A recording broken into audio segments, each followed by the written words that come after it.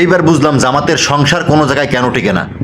আওয়ামী লীগের সাথে 6 বছর, জাতীয় পার্টির সাথে 9 বছর, বিএনপির সাথে 21 বছর, বর্তমানে এনসিপির সাথে 13 বাতারিয়া বেডিগো মতন জামাত ইসলাম কোনো জায়গা বাধ্য হয় নাই, সব জায়গায় বিয়ে বইছে, কিন্তু কোনো জায়গায় সংসার করতে পারে নাই। কারণ দুনিয়ার সবাই খারাপ, শুধুমাত্র হেরা একা ভালো। তাই হেরা একা ভালো, আপনারা একারা দাঁড়াই থাকতে পারলেন না কেন? কতদিন মস্তা দিয়েছেন বিএনপির ভিতরে ইসলাম আছে, একসময় মস্তা দিয়েছেন আওয়ামী লীগের ভিতরে ইসলাম আছে, একসময় মস্তা দিয়েছেন জাতীয় পার্টির ভিতরে ইসলাম আছে, একসময় মস্তা দিয়েছেন এখন এনসিপির ভিতরে ইসলাম আছে। সব জায়গায় বিয়ে বয়া শেষ, সংসার কোনো জায়গায় ঠিক মতন করতে পারলেন না। এখন গ্রাম্য ভাষায় বলতে হয় 13 সত্তা বেডিগো, কোনো জায়গায় সংসার টেকে না। আপনাদের অবস্থাটা ঠিক এরকমের হয়ে গেছে। এখন বুঝতে পারলাম যে জামাতের আজকে এই অবস্থা কেন। আসলে মুখে বড় কথা বলা আর বাস্তবে রূপান্তরিত করা এক না।